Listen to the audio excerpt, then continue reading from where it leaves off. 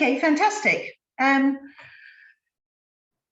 morning, everybody. Thank you for joining our latest WorkCloud 24 seminar, where today we will be discussing the ever so hot topic of ESG and its role within the real estate industry. Just a quick introduction from myself. I am Tara Siddons-Dighton and I work for WorkCloud 24. At WorkCloud 24, we are a consultancy service helping real estate companies analyze and measure carbon emissions, as well as to utilize the office as a smart product to support the transformation of bricks to business with the use of technology. The program for today is we will be hearing from our two speakers. First is Joanna Plaisant, Strategic Partnership and Sustainability Associate Director for Arcadis. Joanna will be talking about creating sustainable value from cost center to value creating factor, how ESG changes its position and influences the real estate market. Joanna will be followed by Hubert Abt, CEO of Newark Offices and WorkCloud 24.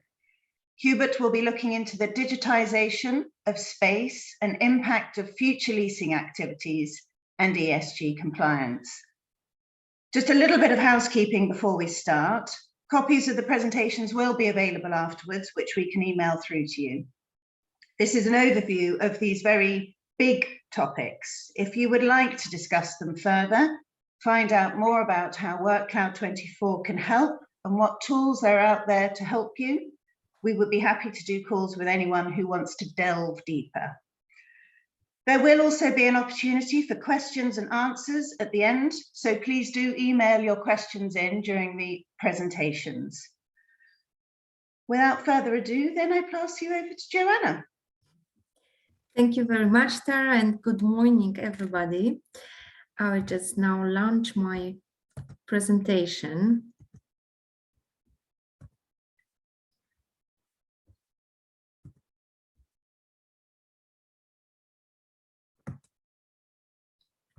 Tara, can you confirm that everything is visible? Yes, everything is visible. Yes, creating sustainable value. Got it. Perfect, thank you. Today I would like to introduce some basic information about ESG and show to the audience the importance of those topics to our market, our industry, and how that everything just started is that, apologies. The amount of natural resources extracted by people has more than tripled since 1970. And actually the non-renewable resources that are being consumed by people currently is 1.8 faster than our planet's ecosystem can regenerate. It's actually like spending 80% more than we're earning. We've lost already 60% of biodiversity. That's why it's the high time. It's the high time to take actions and take a step back and explore more sustainability development. In 2015, the United Nations country members, it was 193 countries, joined to formulate the so-called SDGs. This is probably the most common slide that everybody sees during the last year. And the SDGs are like the blueprint to achieve a better and more sustainable future. The goals are to be implemented and achieved by the countries which are not, with the member countries which are not doing but they all trying, but it's very difficult to achieve them. That's why a lot of pressure has been put on the commercial market to support implementation and achievement of those 17 goals. If we talk about the sustainability, we talk actually about such a development that meets the needs of the present without compromising of the ability of future generation to meet their their needs, their future needs. And talking about the triple bottom line, actually we need balance between environment, social equity, and economic demands, which we called PPP, which is planet, people, and profit. Since 2015, we also observed a big number of investors joining PRI, which is Principles for Responsible Investment. And all those circumstances, together with European Union legislation, which I will talk a little bit more in a few minutes, put even bigger pressure on business to look at the sustainability. If we look also at the RICS direction and the outcome of the surveys, it seems, it shows that there's we observe a rise in demand for green buildings in past years, and it's still growing. Also, looking at the RICS Sustainability Construction Index, we can see that contributors believe that, and this is also what we observe as a consultant, that more and more investors are checking their assets and buildings and their resilience to climate change actions such as like extreme weather, flooding, etc.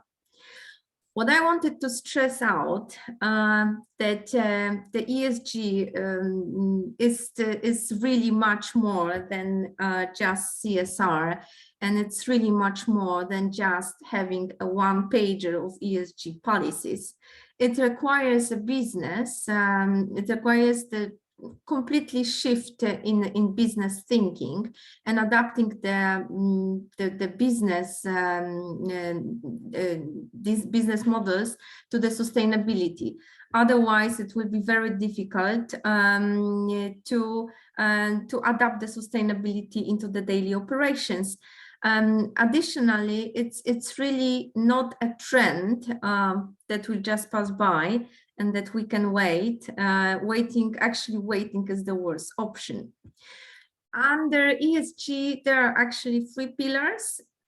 Environmental pillar, which on the top has the climate change, and all the other aspects of it are connected with climate change, which is the energy, greenhouse gas emissions, natural resources, biodiversity, waste and pollution, and environmental compliance. Currently, as Arcadis, which I will talk a little bit more in a few minutes, we are being asked to run due diligences on the transactions according to the taxonomy and according to the ESG factors.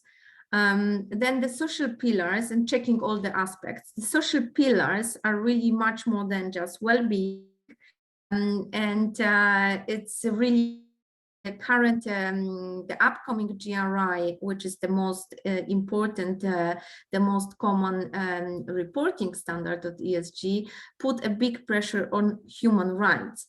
The social pillar covers much more than just well-being in buildings, and what I always argue is that environmental pillar is not just BREEAM, and social pillar is not just well. The social pillar is much more wider, and under new upcoming European directive, it will be even bigger push on the human rights aspects. And then we have pillar of corporate governance, which touches mostly on the diversity and management structure, aspects like bribery, corruption, anti-competitive behavior, tendering process. And as we see the social and governance pillar not being such a big revolution for most of the markets in Europe, especially for stock exchange companies who are already reporting the ESG factors, then the environmental pillar is definitely something that's making a real revolution. The complexity of ESG is not always easy to tackle. It comes mostly from number of standards of reporting. It comes also with number of ratings and rankings. We should report our sustainability operations within the ESG reports also in connection to the SDGs. This is, in this slide, I'm showing you a little bit how we did it as Arcadis, so how we translate the SDGs to the concrete goals that we can undertake as an organization. And if you look at the left side, there are some examples of ratings, indexes, standards, and some institutions. Obviously, if we talk about the rating, there are, as Arcadis, we are ranked against 7 of different ratings. The most popular in our market that we are meeting as a consultant is Sustainalytics and EcoVadis. In Poland, for example, Sustainalytics has a framework agreement signed with the Polish Stock Exchange, which also shows that the Polish Stock Exchange companies will be soon ranked against Sustainalytics.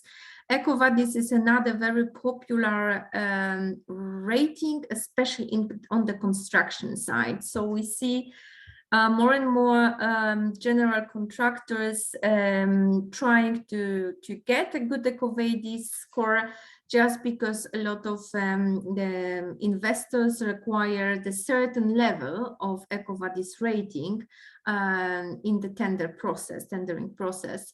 The whole ratings are interconnected between each other. Well, some of them, not all of them. The other ratings that I can mention are the CDP and MSCI.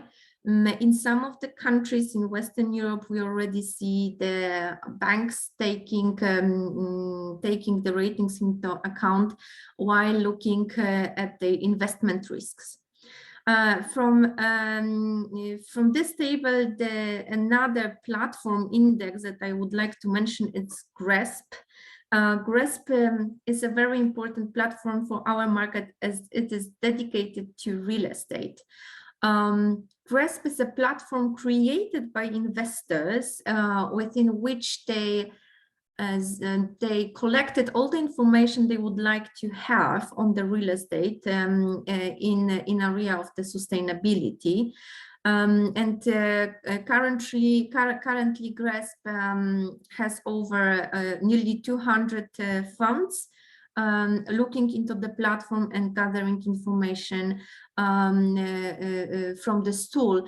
GRESB is a real invigilation, how we call it, of the asset. It's an Excel with a lot of information that the company needs to fill in, but it's also a benchmarking, a global benchmarking. So if we put our asset into the GRESB tool, we can see where it is in a global scale, and after scoring we get a very clear report why it's there and what should be done to improve the scoring. Also, another important institution that I would like to mention is TCFD. This is a task force for climate disclosure, and TCFD reporting will be also required under the new directive. Now, talking a little bit about the EU legislation, what is happening now and what is coming soon. So currently, the member states of European Union implemented the directive NFRD, which is non-financial reporting directive. It was implementing in 2014 in Poland, for example. And when I looked across the countries in Europe, most countries implemented it in the very similar way, which obliged stock exchange companies to report the operations on sustainability, or we can call it the ESG reporting. All the stock exchange companies with over 500 employees. What is important is that this directive is currently under EU revision, and actually there is already a shape of the new directive which will replace the NFRD, and this is a directive called CSRD, Corporate Sustainability Reporting Directive. This directive is already after public consultation, so we know the shape of it, and we expect the implementation of the directive to come into the force, the directive with end of this year, with being obliged to report in 2023. So all the companies which have 250 employees and a certain income within a year will have to report their ESG performance. This is a big change, as it will not only the reporting obligation will not only touch the stock exchange companies, but all companies over 250 employees and certain turnover. How the European legislation is planned is that until 2025, even the smaller companies, the small and medium enterprises will have to report the ESG performance. So this is what we expecting, and this is what European Commission is planning. Additionally, from last year, we can see a big change in cooperation with banks, which operate now under SFDR, which is Sustainable Finance Disclosure Regulation. And this directive tells divides the funds that banks are investing into three categories, which is dark green, light green, and brown funds. And this is Article 6, 8, and 9 of the SFDR. And hence, the banks who are implementing now green asset ratio will have to decide on the more greener portfolio of their investment. And this is indirectly, of course, actually directly influencing also our market. The additional very important EU legislation for us is the EU taxonomy. The taxonomy is already in place. It is not yet complete. We still wait for some technical annexes. And taxonomy reports are definitely something that we need to look at. And this is something that our investors are asking while investing in Europe, because we operate not only in Poland, but supporting transactions in many other markets. And investors are really starting checking if the assets in which they will invest are taxonomy aligned. What we also see, except of the legal requirements, we also see a big market requirement for sustainable development and ESG reporting. I've mentioned here the big companies outside our market, which, for example, IKEA makes big demands on the supplier about the ESG ratings. And when we do the ESG assessments for our clients, where if they when they deliver to IKEA, there is really a long list of requirements, including ratings on the tender process stage.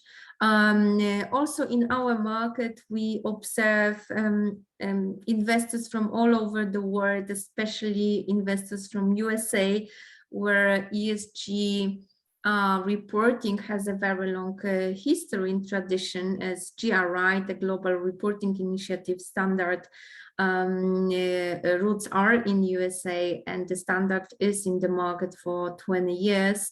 The investors from USA are having very deep ESG, very wide and deep ESG policies and strategies, and the buying asset need to supply the ESG strategies.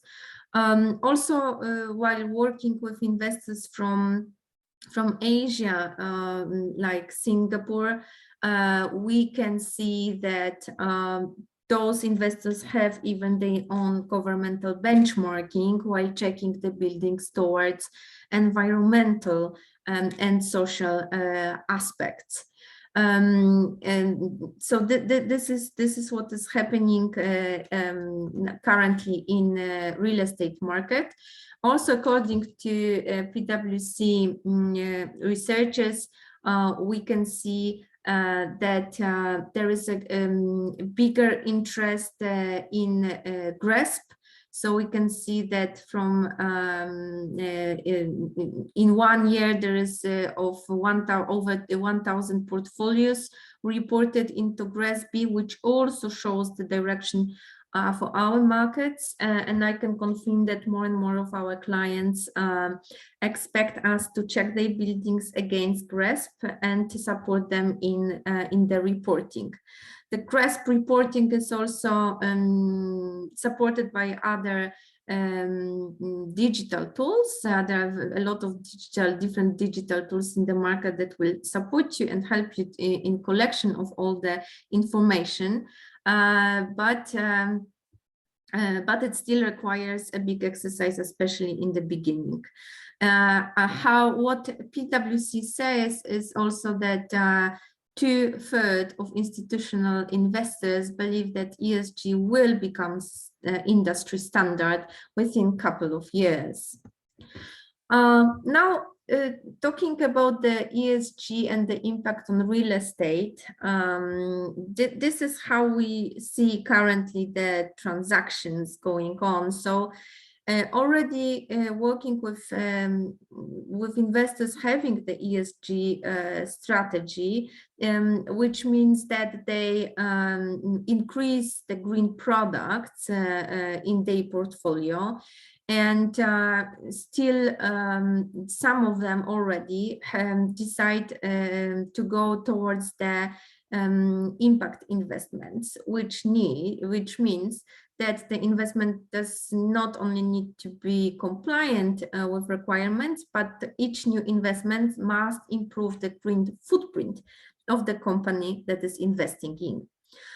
So we are talking to the clients on the transaction side already at the very beginning on the ESG strategy and checking how we can adapt, how we can check the assets towards the policies. What we are lately also observing within a couple of last months is that normally the transaction started always with the technical and environmental due diligence, legal, tax, financial. Now there is no transaction that is going through our credits that we are not checking the ESG status of the building. So we are providing a lot of ESG due diligence and carbon due diligence. But in the last months, we also see a shift that the ESG DD and carbon due diligence, they coming in the front of the whole process, which means that we are first checking if the buildings are sustainable and if the buildings are will support the ESG policy. And only after it, the investors are going into the TDD and more detailed due diligence. What is interesting observation from last year, from the consultant point of view, we also see that the outcome of those reports are being taken very seriously, and the outcome, the results of the carbon due diligence, we saw already being a deal breaker. As the building is not performing, if the building is not performing well on the emissions, and the investors from Western Europe, like Germany, for example, have a special carbon budget, and going beyond this budget means paying carbon taxes. They are being very careful in investing buildings with weaker emissions. We also see that as ESG clauses in SPAs, and the ESG topic is currently present within the whole process of the transaction. But the ESG is not only impacting the transaction. We observe a big movement in the market for creation of ESG strategies, of sustainability strategies, and observe already for a couple of years, 2-3 years, that some of the developers are already putting their reports together. Mostly it's a GRI report to inform how they are doing on the sustainability part. Apologies. So if we see, if we look at the whole topic of sustainability, we see the importance of its topic rising across the last 15, 18 months, and we see it will be even of a great importance because of the several reasons. As I've mentioned before, some of them I've mentioned before. Of course, I'm saying that ESG is not only about the certificates, but it is also true that the certificates are supporting the sustainability strategies. And there is a big interest in not only having the certificate, but upgrading the certificate. So actually each transaction that we are taking part in starts from the analysis of how to upgrade the certificate on the building and how much it will cost, and how long it will take the building to decarbonize, and how much it will cost. But we also see that the certified buildings achieve higher rent rates.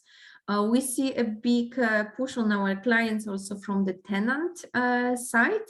A lot of tenants have their own ESG strategies, have their own policies, like, for example, being net zero until a certain year.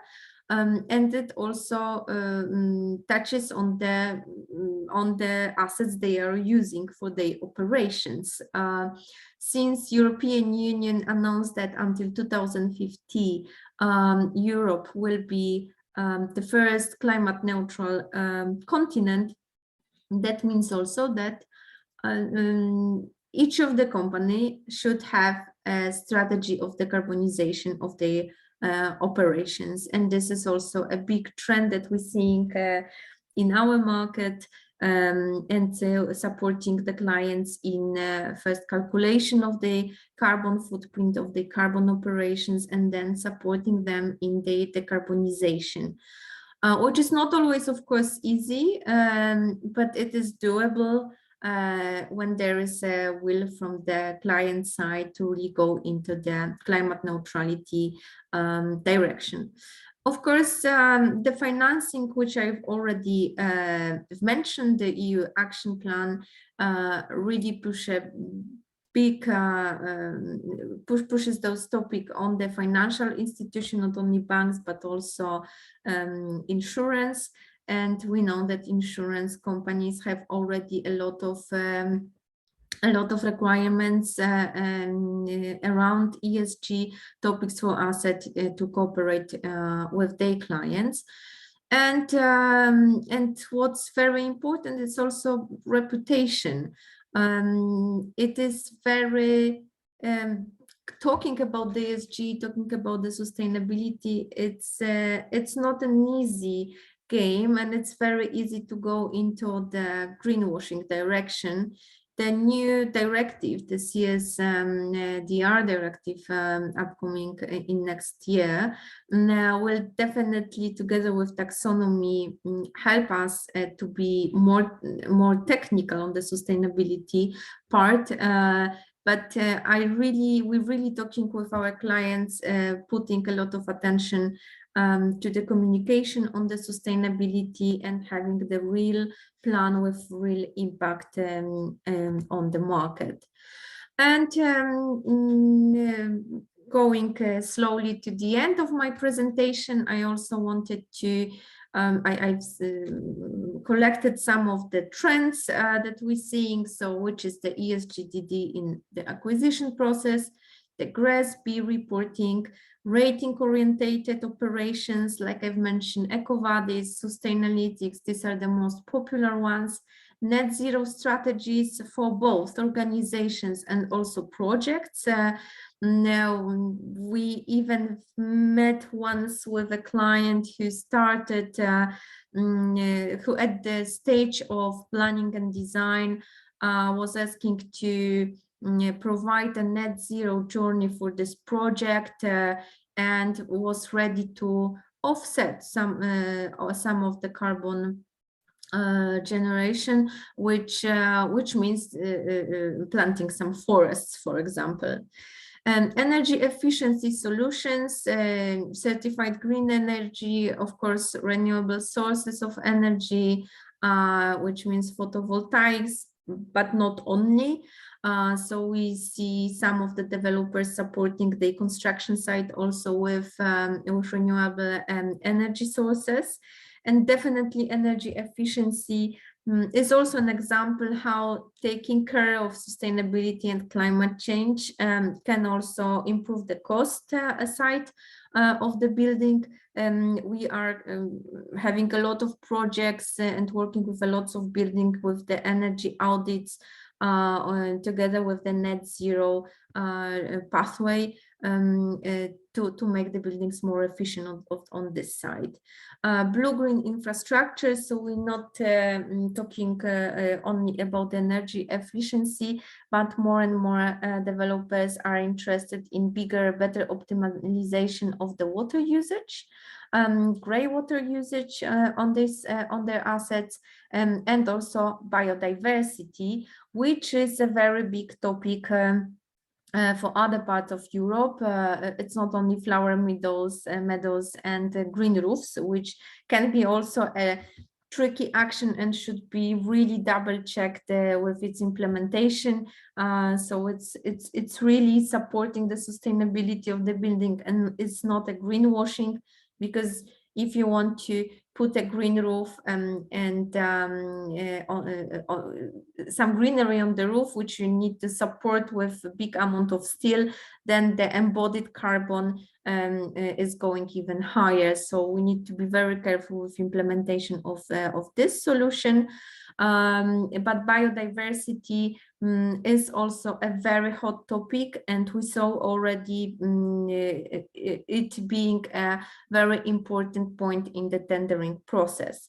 Of course, building certification good is absolutely not enough. Nobody talks about good anymore. Very good, it's a minimum, and we see the market going into the excellent side, especially when we talk about the BREEAM news, but we also see some of the industrial developers already taking the decision to go to the BREEAM excellent on the construction side. And we also see a very strong push from tenants on green solutions, as I've mentioned before. Thank you very much. This is everything from our side. If there are any questions, I don't know, Tara, if we taking the questions now or later, but if you want to talk to me, please approach me on LinkedIn. I'm always happy to talk about the sustainability. Yes, do remember there will be a question and answer session afterwards. Thank you, Joanna. Okay. That was so interesting. And but yes, do remember the Q&A afterwards. So email in your questions. And with that huge amount of information now in our brains, I pass you over to Hubert. Yeah. Hello, everybody. Joanna, you need to get the screen free for me. Yes, I'm just thinking how to I'm broadcasting from the airport lounge in Sofia, so forgive me if you have a coffee machine and some announcements for the plane, but it was not a possibility for me to do that somewhere else. So as soon as I get the screen, I try to share my one. Okay, it should be working. There we are. Let's see if this works. Can you confirm to see it?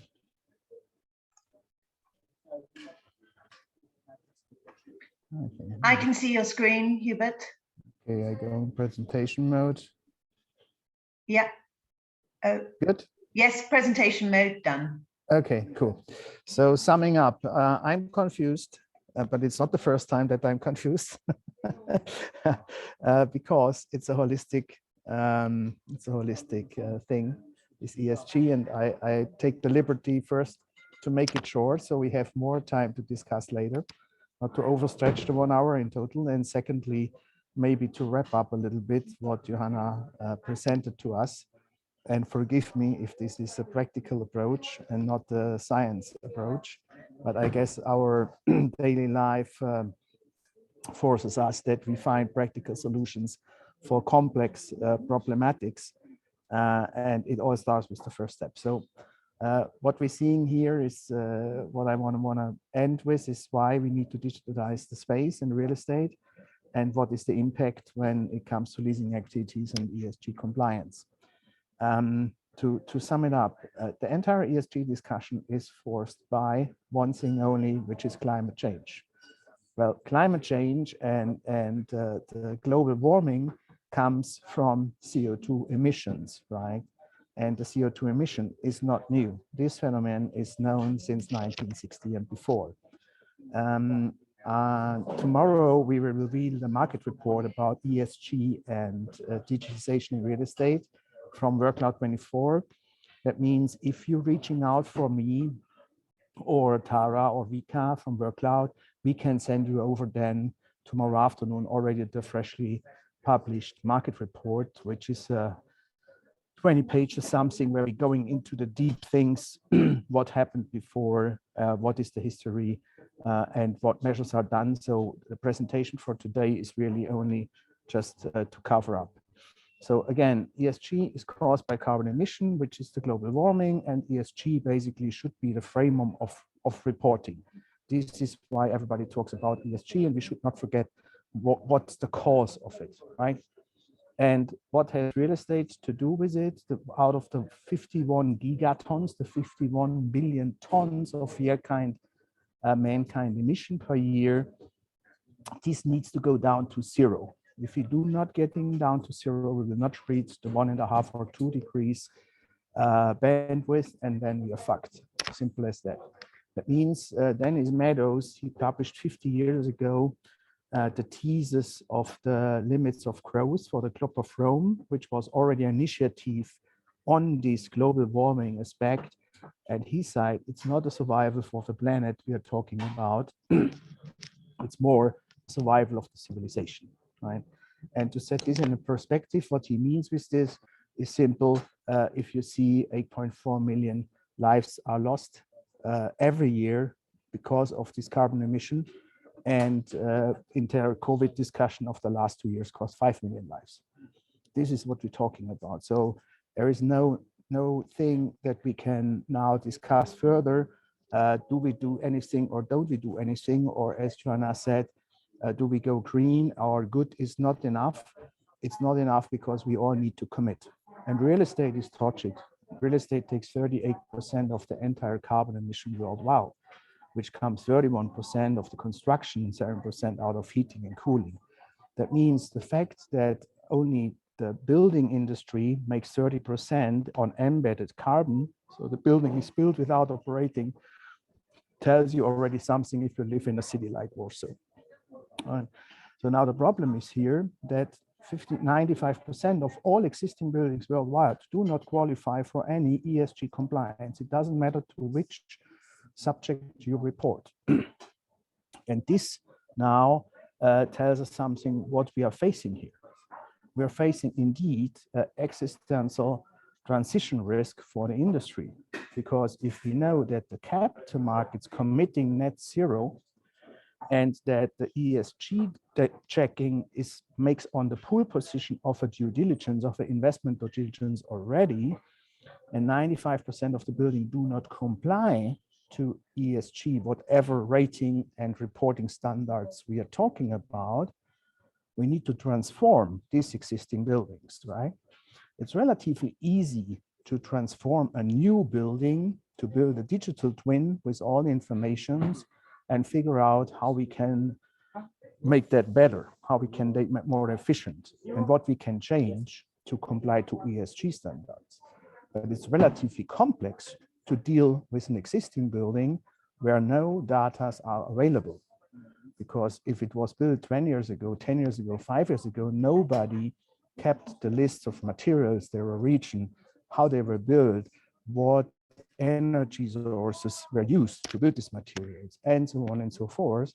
So the best thing what you can get is a best guess, but not a relatively close to the reality report, which is based on a fundamental research. And that's the problem. So as Joanna mentioned, there was a study in the UK. How does environmental efficiency impact on rents of commercial offices in UK? It was 19,000 lease transactions they checked, and the result was that 35 buildings by that time already, and we do not talk about ESG compliant building, we talk about that time only sustainable buildings in the way of BREEAM and LEED and whatever certificate they comply to, achieve between 23 and 26% higher rents, and at the same time also reporting higher occupancy. So this is really the way where we are going. That means there is not the question, do I want to have that, or is it nice to have? The answer, it's a must have, right? And there is no way out for all market players. Because what is also true is, even so, if you say, for me, BREEAM is enough, if the tenant tomorrow comes and say, I have a completely different ESG compliance in my company, show me what you're doing, and you're not prepared for that answer, you are not in the pool again to make the deal. McKinsey says that out of the analysis of diversified portfolio, if there is no mitigating actions in place for this portfolio, which is only a placeholder as an example, but it was a real portfolio, that the returns were reduced by 40% in a decade. I mean, if you are an asset manager globally and you're sticking in for a portfolio analysis in Poland, in Hungary, in Germany, whatever, and the first place is ESG compliance, and then it comes down, what is your action plan to convert the not compatible building to ESG compliance in the next 5 years, and you do not have a good plan, master plan in your drawer already, you're not part of the game, you're out of the game. You're just cut off. Another example, New York City. Urban Green Council found out that out of the 50,000 buildings they found which are not reaching a certain green standard today, only these buildings would create a retrofit demand of 24.3 billion in the next basically 7-8 years. This is the market. That means on the one hand, we have a challenge in front of us to comply to a standard which is already not existing today, because the taxonomy is not a standard at all. The taxonomy only describes from the European Union perspective what is worth to invest, but it has nothing to do with the standard of the building or the portfolio. And by the way, the EU taxonomy only refers to 6 carbon standards, so environmental standards, but not to social and governance today. This is still pending, the workout for that. And on the other hand, we see an immense possibility, an immense opportunity to grasp this business field for new businesses and for new opportunities, right? So with the challenge, there comes an opportunity always. Now, the bad news for Poland, as we speak in Poland, or Joanna at least is also in Poland. To give you an idea, the measurement of embedded carbon starts how many kilowatt hours are needed to produce X amount of material, which then can be used to produce 1 square meter of GLA of a certain standard building. And then you can transfer that, you say, okay, how many square meter GLA do I need for a workstation? This is the simple logic behind this statement here. As more than 90% in Poland comes from coal-fired power plants, we have an average emission of 820 gram per kilowatt hour on CO2, while a nuclear energy, like in France, is only 12. So if you transfer that now in a simple calculation to a workstation, which is then basically the fingerprint of the workstation built already on an average building, office building, and it doesn't matter if this is a new building or an older building, just as an average, you have 28 tons of embedded carbon per workstation in Poland, while the same building in France is only 0.4 tons. So again, if there is a global view on investments and they say, we want to invest in Poland, and they factor in the problem that everything comes from coal-fired power plant, buildings in Poland will see a significant discount. As the same in New York, in Manhattan, out of the findings of the Green Council, will get a significant discount because the investment to bring these buildings to a green standard or to a ESG compliant standards will be counted in a net present valuation, term and reversion valuation, investment valuation, and then you will get a significant discount in the offer already and in the investment value, which the bank will pick up soon, and then which will affect the leverage, which will affect the interest and the risk adjustments. So to sum that up now, what can we do? At the end of the day, the real estate owners will need to improve the intelligence on climate and understand the potential impact on revenues, operational costs, capital costs, and capitalization rate of assets, also in the context of needed amortization and needed additional investments to make the building and the portfolio ESG compliant. Well, you only can do that if you develop analytic capabilities to measure the roadmap and consistently assess the transition risk and the achievements. And this only you can do with digitization. So this is the main message. There is no way for us in today's world to even think on a compliance action plan towards ESG without full digitization process and collecting data points, digitize them, and deal with them. Right? That's the bridge for everything. So now we wonder that this is a game changer and this is something new, but in fact, real estate is not the first, but one of the last industry, which is adapting the products and services towards digital platforms and services, right? If I'm discussing with investors, they tell me, yes, Hubert, we hear you and we believe you and we got you, but we are dealing with real estate, right? And you're always sitting there and say, huh? What did we talk the last 20 minutes? Because the same thing, but we're talking about real estate. So we will not get out of the shared economy. The pictures you see here is nothing else but shared economy, software eats industry, digitization takes over, and real estate will follow. There is no way out. And as Mr. Darwin already stated a long time ago, it's not the strongest that survives. It's only the one who is best to adapt to the change.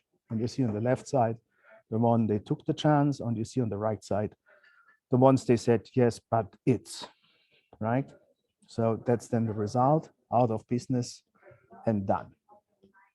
So what can we do now with these learnings that we learned, okay, everything on real estate in the future needs to be digitized so we can comply to ESG, we can initiate processes, we can put our learnings into a system which allows us to measure the transformation constantly, the risks and the achievements.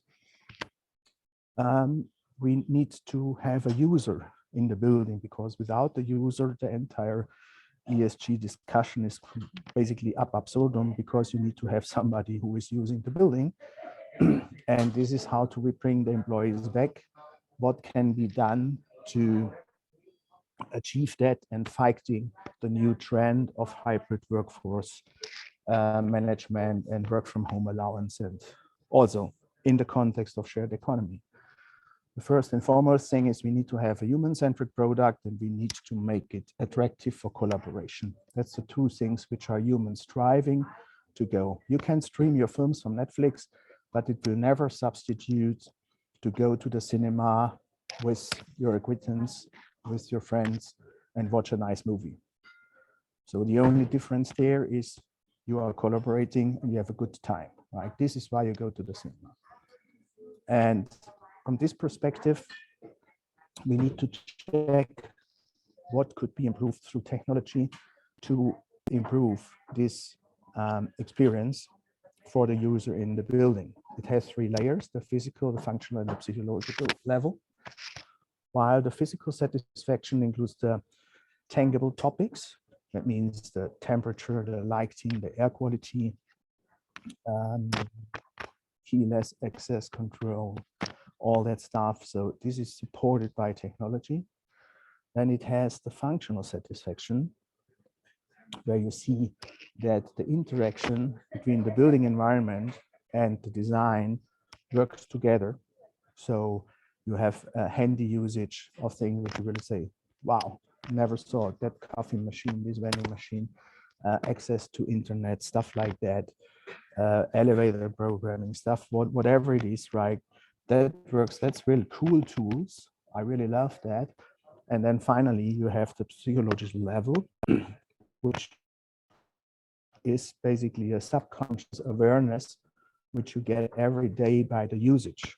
To give two examples, if there is a litter box which interacts with you, which measures in which part of the can you put your trash and gives you information on that, the feedback, and then you have an interaction and your awareness starts, oh, that's a cool trash can. It even digests the stuff, it presses, it compresses the stuff, it gives me feedback on that. You will change the way how you deal with your trash in the future because you're interacting, right?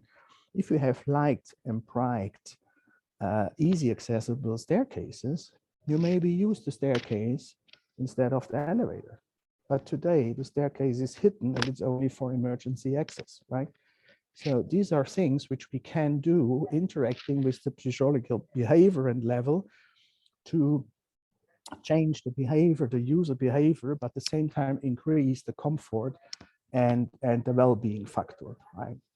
So the answer to all that is the smart property. The definition of the smart property could be, it has a key feature which is focused on the user. This is the very, very first and foremost point here. It must be focused on the user. As Steve Jobs said when he invented the iPhone, you need to think it back from the user's perspective, and then you need to develop the product towards the user's perspective, not the other way around. And that's, by the way, the same what the guy from Amazon is doing, exactly the same. Think it from the user's perspective, and that makes both companies so successful. This is what we learn we need to adapt in the smart property as well. Think it back from the user's perspective. And then, yes, it needs to be sustainable. It needs to have innovation.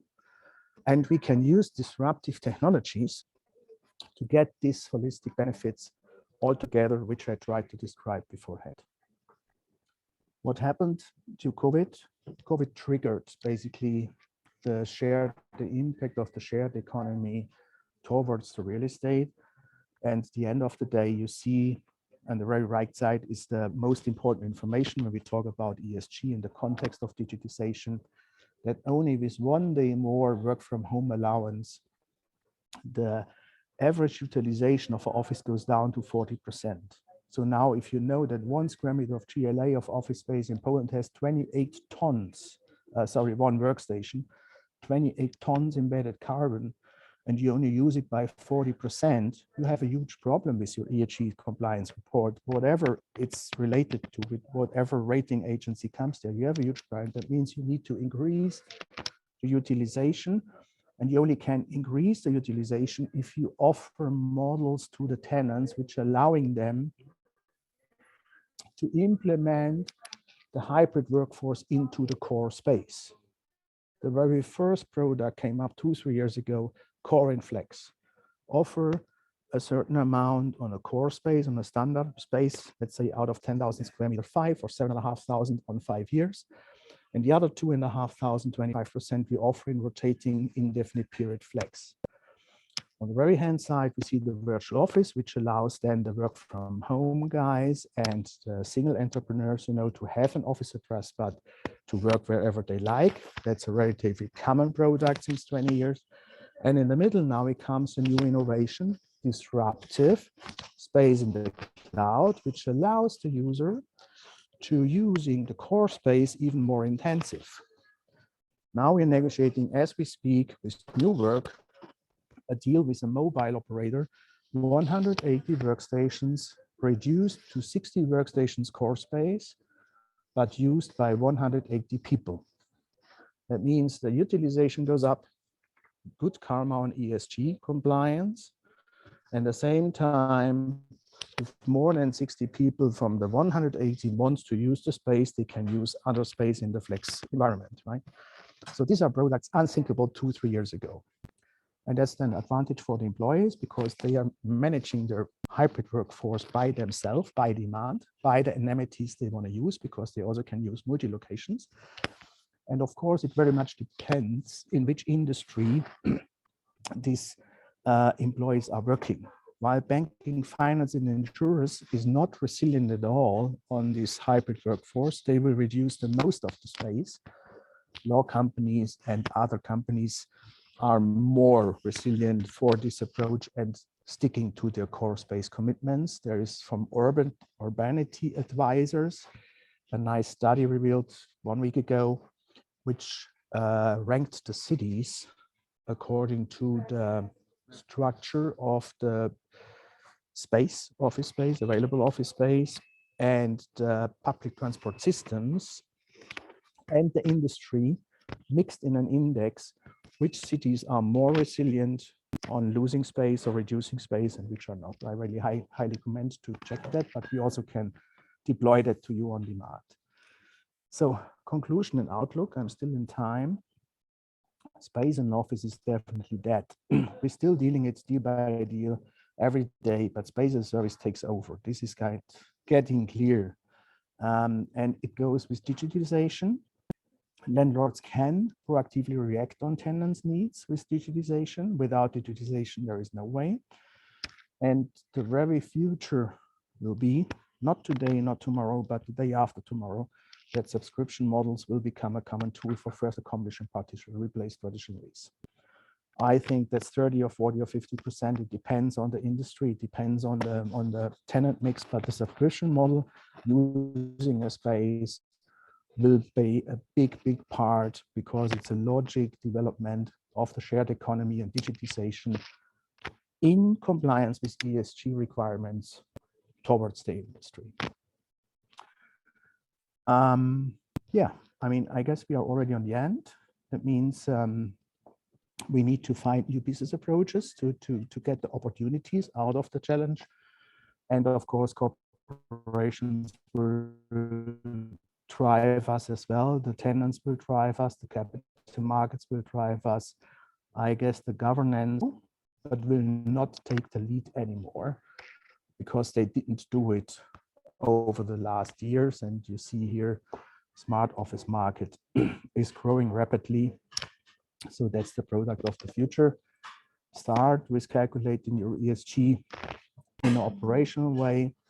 Carbon savers tools are here, one of workload, multiple others in the market. And as the guy said, the Chinese or Japanese guys, I can't remember, every journey starts with the first step. In the old days, you would have decided are you a chicken or a pig.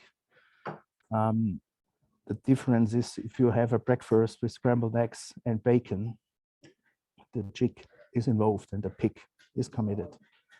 Today, I would say we don't have the chance or the choice anymore. Do we want to be a chicken or a pig? I would say today there is no way but to start and develop intelligence, as I mentioned before, to get on the journey, on the path, and being prepared for the challenge in front of us. Thank you.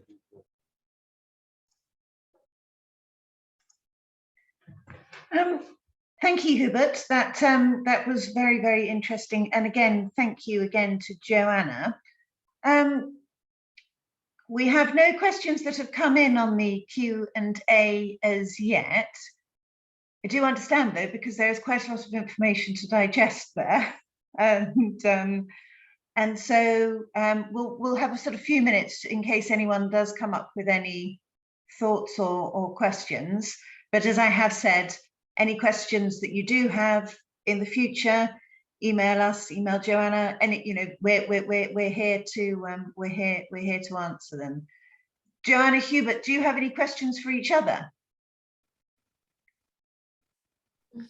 No, I think it was really very, Hubert, thank you for this presentation. It really puts all the boxes together, or all the puzzles together. I think I just can stress out how important really the topic is. And I agree, Hubert, there will be a big challenge in Poland with fossil fuels as we start to analyze those impact on buildings as well.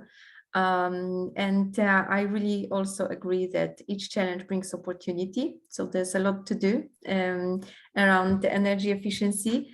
And we should really get on board very quickly. And I'm really hoping, what I always repeat in every event, I'm really hoping that the market will cooperate with each other, that there will be more and more sustainability leaders. I know, we all know it's not easy to ask for more investment into greener parts of the buildings, but we need sustainability leaders to show others where to go. And we need a big cooperation between the companies, not to hide their plans for advancing the buildings, not to hide their plans on the sustainability strategy, but share it, be loud about it, and lead by example. Yes, I think cash is king, like always in life. And as I mentioned before, capital markets will put so much pressure, unbelievable pressure on all the market players. The central banks will put pressure on the lending banks, and there is no way out. I mean, really, there is no way out, and you must be aware it all needs to start with a change of culture. Peter Drucker said, culture eats strategy for breakfast. That means whatever strategy you have in mind, whatever master plan you roll out, if you do not change the culture of the company first and foremost, you will fail. There is no way for success without changing the culture. You can try to little bit to both of them, the best of the two worlds, but this is really required, and I see it for new work. It's on the top #1 priority for us to get to ESG, and still, you know, we have so much to do every day, day by day. It must be led by the top management down. It doesn't work the other way around. But yes, what brings me positively, it creates so much opportunities for all of us. We just need to grab them and be brave enough to get out of the comfort zone and try new things. And for that, you have Rice Waterhouse and you have WorkCloud to support you. Thank you very much. Well, thank you again to both of you. Those were very, very interesting talks. And also thank you to Vika, the voice and the face behind the WorkCloud 24 icon in this as well. As I've mentioned, let us know. We'll send you the presentations. That market report is coming out tomorrow. So so get in touch and we can send you a copy. And thank you all for your time. Thank you. Have a good day. Stay safe. Bye. Thank you very much. Bye-bye.